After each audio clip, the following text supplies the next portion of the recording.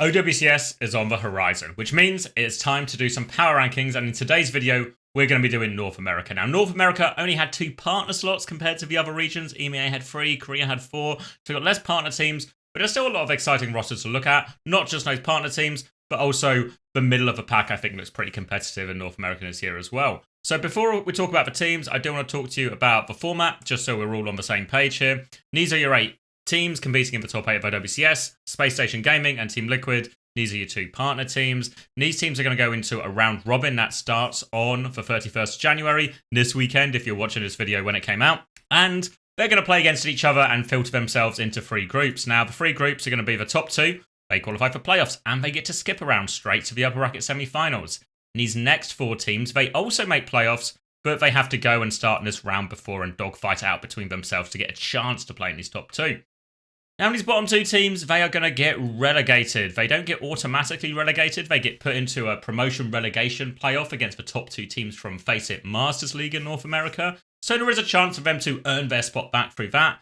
That promotion relegation game, that's going to happen after the regular season, after playoffs, but before the LAN. So in that downtime between playoffs and the international LAN, we're going to get that promotion relegation game to determine who gets to return for OWCS Stage 2.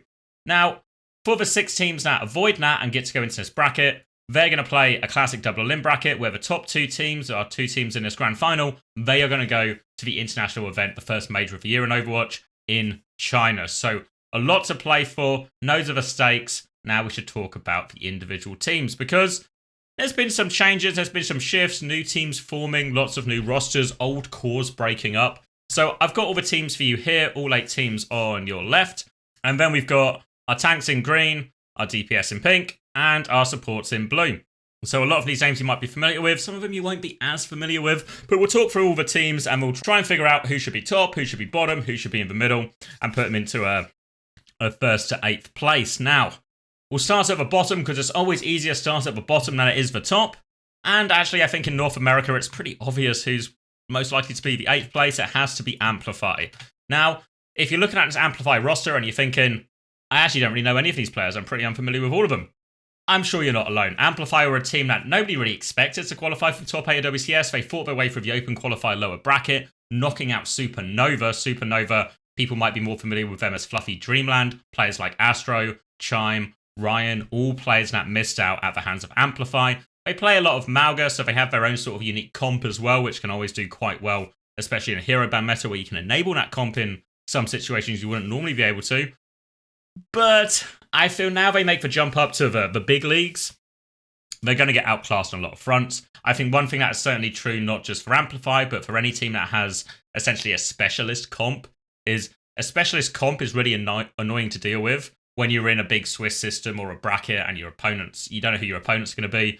But now in the regular season, where you know who your opponents are going to be every week, well, now you can spend a bit of time preparing for their specific comps. You can make sure you know what you want to ban in which places. You can also have a look and see what did other teams do against Amplify's Mauga comp that worked so well, copy some of that. So I think not only is Amplify's life going to get harder because the teams they're playing are better, I think the format is also going to hurt them in their specialization. Now, a lot of doomer, a lot of bad news, you know, and a lot of unfamiliar players.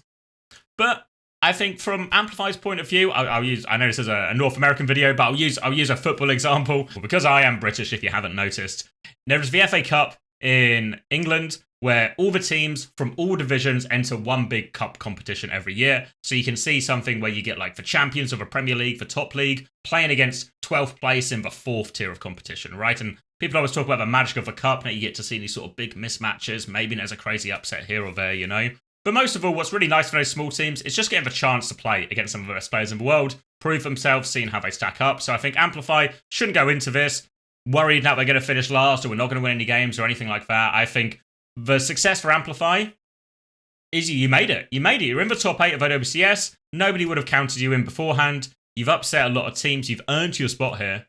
Go enjoy this round robin. You'll probably get relegated and have to scrap out for promotion relegation, but enjoy it, you know? I don't know a lot about these players personally either, but I'm excited to learn about Phone, Chicken, Crazy Cat, words that I know, but players that I'm not familiar with. So super excited to see them give it their best shot. Maybe they'll take a map here or there, cause a bit of upset. So even though I think they are almost they're odds on to finish last place.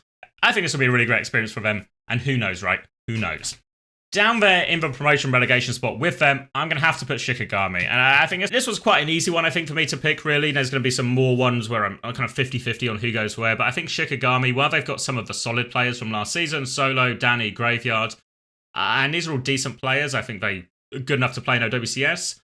I think when I look at all the other rosters that they're going to be competing against, there's just higher quality on all the other rosters. So I think Shikigami might be in for a rough ride of it. They have a couple of players I'm not as familiar with. Drunk, a Chinese DPS player, and Arise, a Korean DPS player. Now, as we all know, if you're Korean and you're playing Overwatch, you're probably really good at it. So maybe there's a bit of X factor there, but I'm still really hesitant to put Shikigami any higher than this. I think they're going to be in for a tough toll in Stage 1 and will most likely be scrapping it out in that promotion relegation battle come the end of Stage 1. The team I think that will be closest to the relegation spots with them is actually Avidity. So Avidity are a team that have been around a while. I think there's players people will be familiar with here. Most people probably know Wub. I think Scuffed and Nenwai, very solid backline. Tools, a very solid tank.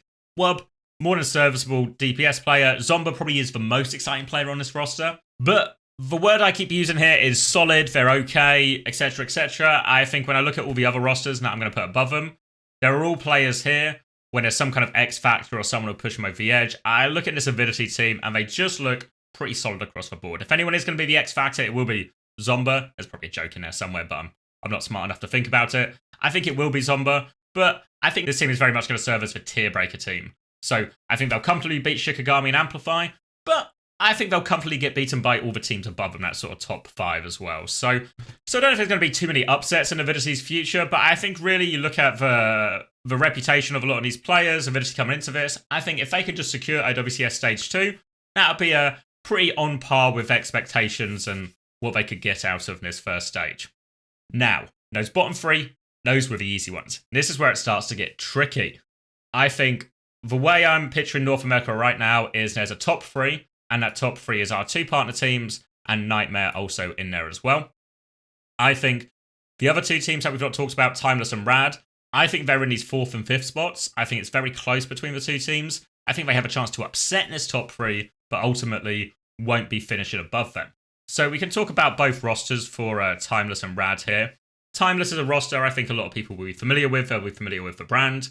I think Squid and Luke Mino are actually a super high value DPS line. I think Squid really is a very talented flex support player, and I think the fact that Luke Mino has so many flex supports unlocked from playing them previously, I think this roster really starts to look like, or this backline rather, really starts to look like a budget RuPaul and Vega. We saw at the Esports World Cup last year, our only hero band tournament of last year.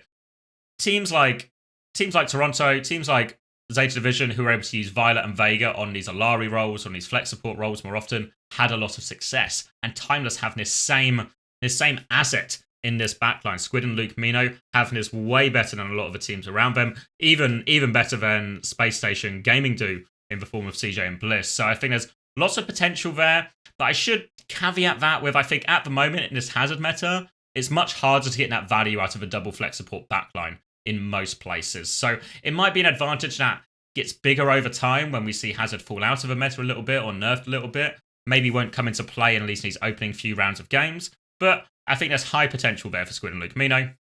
DPS-wise, it's Rocket and Chopper. It's a classic. I think Rocket, super good player, vocal flex DPS player, always something really nice to have in your DPS line. Chopper, a classic hit scan. He clicks on the stuff, he does the things. Obvious downside is this is a 5-person roster, and while their backline has lots of flexibility, if we start putting Chopper on flex DPS heroes, I think we're suddenly going to see a gap between teams that either have 2 good flex DPS players or have some kind of DPS rotation, which means they can bring in 2 double flex DPS players.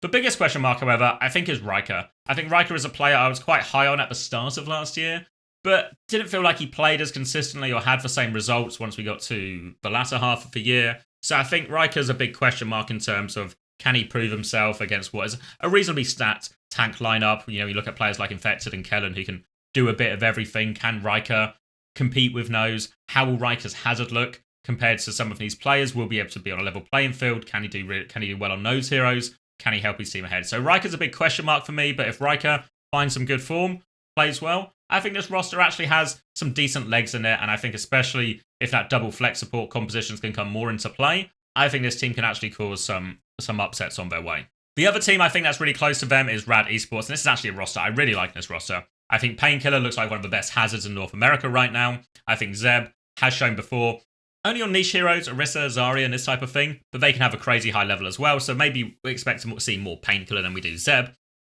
But I think that's really fine. Then when I look at the DPS lineup, I think King was one of the best performing parts of Luminosity and that Maryville core last season. I think Chronic, he can click on the heads, put it on his POV, and you will see that cursor go onto someone's heads. And then they've also got the double flex DPS unlocked with Peace as well. So looks really complete in terms of a DPS line. Then Z and Lep, I think they fall into a sort of classic backline trap where maybe there are some target bans that can bully Lep around a little bit, test his flexibility, which has maybe been a weak point in the past when he can't just play Lucio all the time.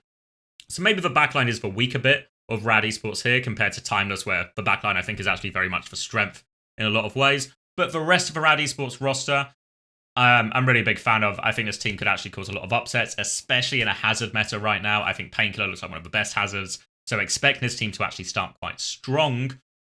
Maybe patch changes will shift this, and we do expect to get a patch during Stage 1, so this could change, this could shift, but if I had to balance out who do I think would be the better across Stage 1, I think I like more of Rad Esports. So again, like question marks about the backline maybe being a weak link here, but I think comfortably we'll beat all the teams below him. And I think I give him the edge actually over Timeless. So it's going to go in. It's going to go in like this: Timeless in 5th place, and Rad Esports up in 4th place.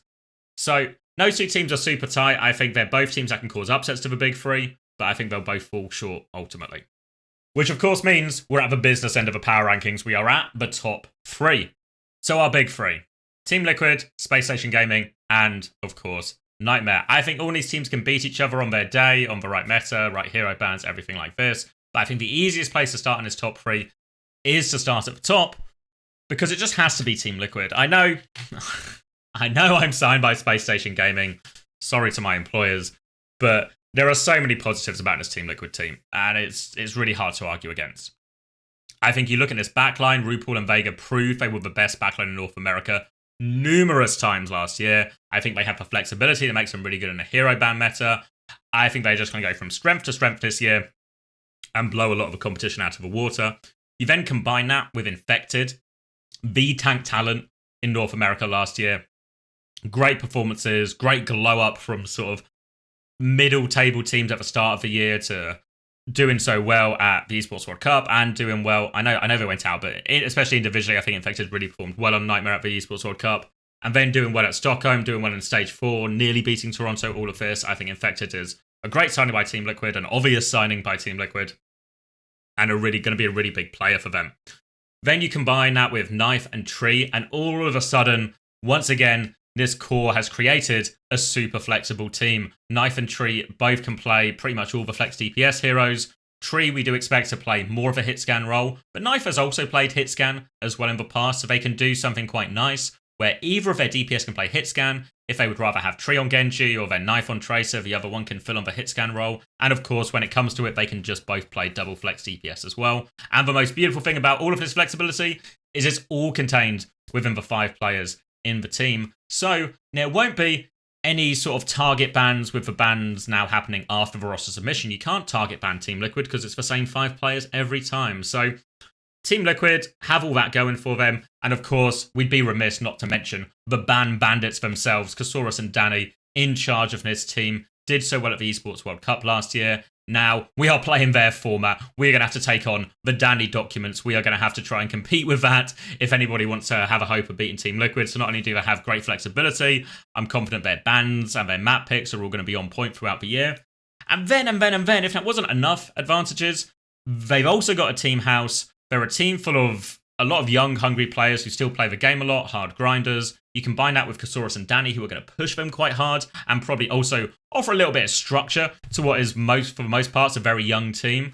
I think there's so many things going right for Liquid. It's really hard not to see them finishing top in Stage 1. Caveats here, that we should try and mention some negatives. I think there is obviously the fact that, well, they're not going to have the team house until I think partway through Stage 1, so maybe potentially a slower start. I think there are some holes in Infected's hero pool. Wow, he has a crazy high level on Winston, on Orisa, and on Wrecking Ball.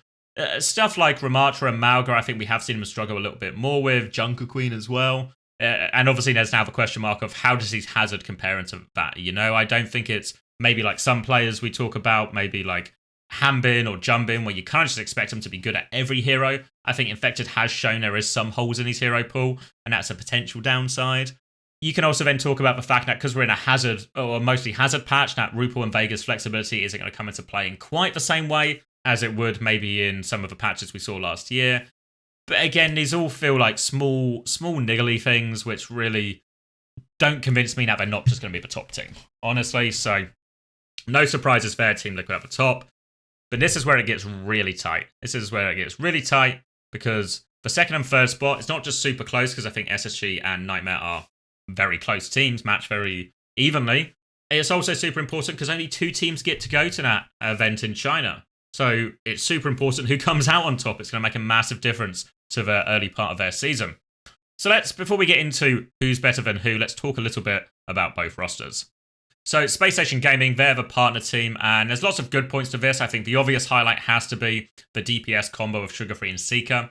It's worth saying that while they have Scissors, who in theory would solve a lot of the double flex DPS situations, the impression I get very much from talking to SSG and talking to their head coach Hunter is that Scissors and Hawk are more emergency substitute players. They're not fully on the roster in terms of employment. So the expectation is that actually, for the most part, SSG are going to function more like a 5-person roster here. So that does create some issues where, if you start putting Seeker on Tracer or Echo, suddenly this doesn't feel very competitive against, say, a Knife and a Tree or something, or even some of the teams like Rad Esports who could put King and Peace both in for these roles type thing. I think they are going to have to try and keep Seeker on hitscan for the most part. But the good news is, Seeker's really good at hitscan. He's not just a person who can click on heads, like pretty sure everyone is. Everyone on this list knows where the head is and can click on it. I think Seeker is the sort of person, he's a creative player, he is a player who takes action and makes fight-winning plays. And this is going to be crucial in these tight games. Most of the time in these tight games, it comes down to a few key moments, and Seeker is the sort of player who can create these advantages when it feels like on paper there aren't any. So super excited to see Seeker on a really top team again. Sugar Free, it speaks for himself, right? He was hands down the best player in North America last season. I think he's going to continue to be the best player in North America this year. I think he's an incredible signing. I think he's going to do so much for this team. Brings a lot of experience from Overwatch League and that success on Toronto as well. So I've got really high hopes for this DPS line.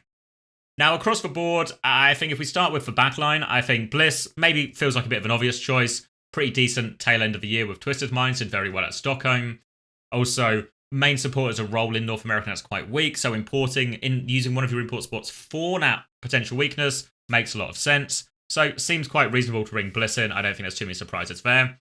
CJ is a player who I think has been maybe the most questioned signing on this roster. I think mostly because, and we'll talk about it a bit more later, but because UV was also available. But I think in terms of skill level or ability level, I think CJ and UV are really close. I think CJ showed a super high level on Juno last year. I think he's shown good Anna, good Baptiste, good Kiri throughout the year as well. So I think CJ's is a good signing. I think there are certainly question marks here where, maybe players like Seeker and Sugar Free, you don't need to justify their spot almost. Of course, they end up on a top team. CJ here being on one of these teams, I think probably has more to prove than a lot of the other members of the roster.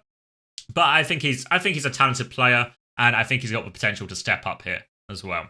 Another player who I think that maybe people are undervaluing a little bit is Kellen. I think Kellen has a bit of a reputation of just being okay at most stuff. But if he's going to be playing single tank, being okay at most stuff is a good feature. And then you factor in that there's certain heroes, mainly the Winston, where he is just the best player at that character in North America. All of a sudden, that gives Space Station Gaming some nice maps that they can even send Team Liquid to and put them in a spot of bother here. So I think as much as Kellen, maybe some question marks, I think there was a reason he was so popular during the offseason and so many people wanted him. Good level of English, experience in mixed teams, can play most of a hero cast, and I think will actually be more than competitive on most of the other heroes. Again, maybe got to ask question marks of how does his Hazard look? Kellen Infected, we haven't really seen them play Hazard yet, so there's always going to be a question mark about how they do that.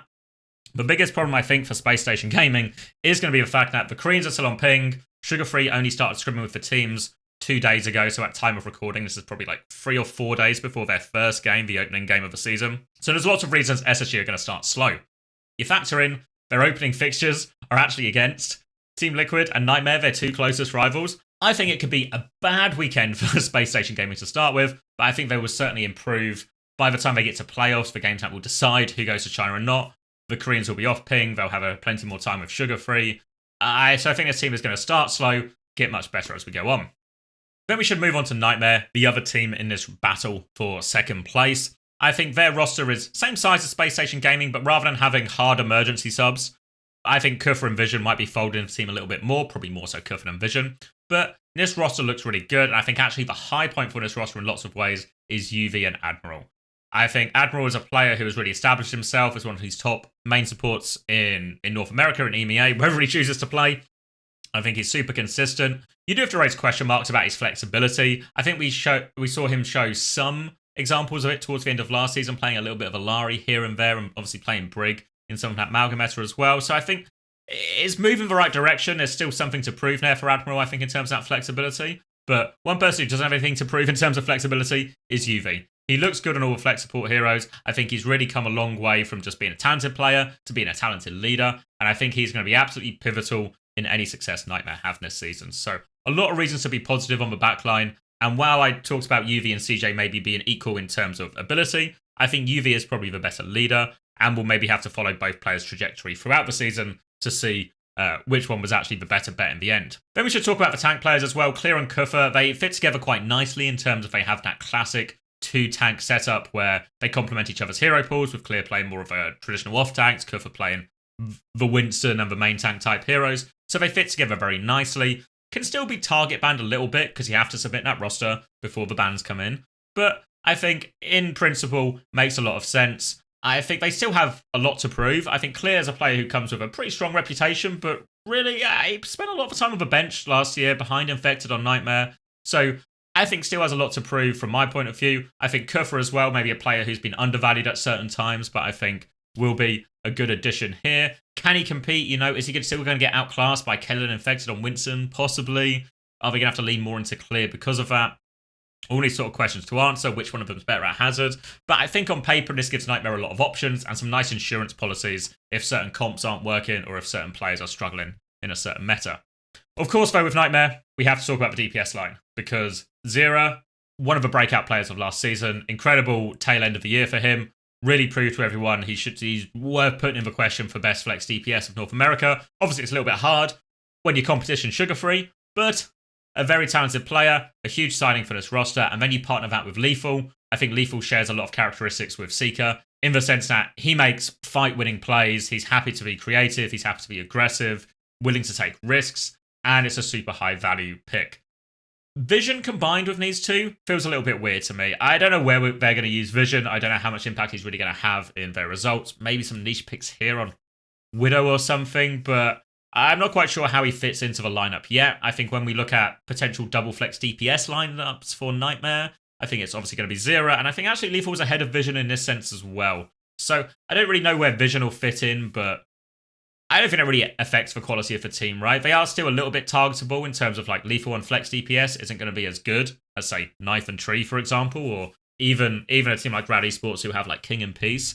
There's better options there for the teams who have that double Flex DPS, but I think overall Zera and Lethal are actually a DPS lineup if you're a Nightmare fan you should be really happy with. In reality, in these top three teams, you look at these DPS lineups and it's Zera and Lethal, and it's Sugar Free and Seeker, and it's Knife and Tree. It's outrageously stacked at the top end of North America in DPS this year. So I think Nightmare should be really happy with that, and they have a lot of high potential. And I think really neck and neck with Space Station Gaming, and I think both these teams we're talking about for second and third right now, I think they both have the potential to upset Team Liquid as well. Right day, right form, right meta, all of that. But obviously, this is a power rankings video, so I have to pick one.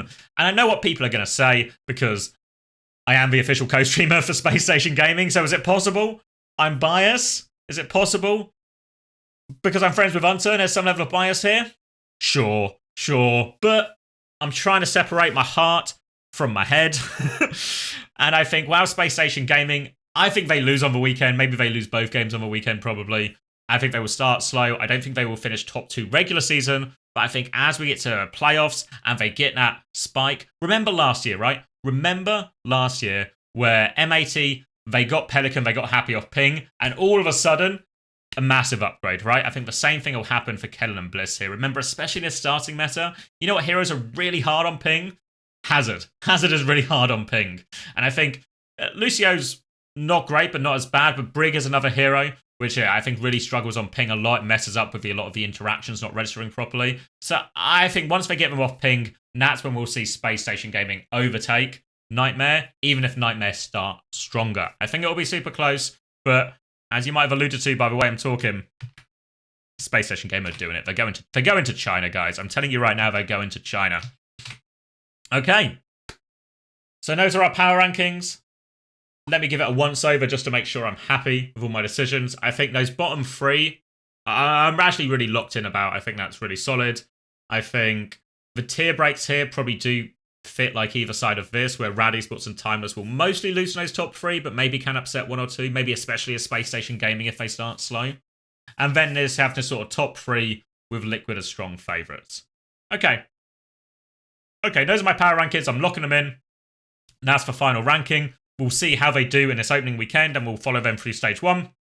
I'll be co-streaming this all on my Twitch channel. I'll be uploading the VODs to YouTube as well, so if you want to see any of the action live with me co-streaming it, be sure to tune in there. Likewise, be sure to like and follow the channel. There'll be more Power Rankings videos, interviews with players, analysis videos, all coming out. So stay tuned for all of that. And of course, if you have any feedback, if you have any comments, if you disagree with my Power Rankings, if you think I've overrated them, if you think I've rigged it for my employer, feel free to let me know in the comments. Let me know what your Power Rankings would be. Thank you for watching this video, and I'll see you in the next one.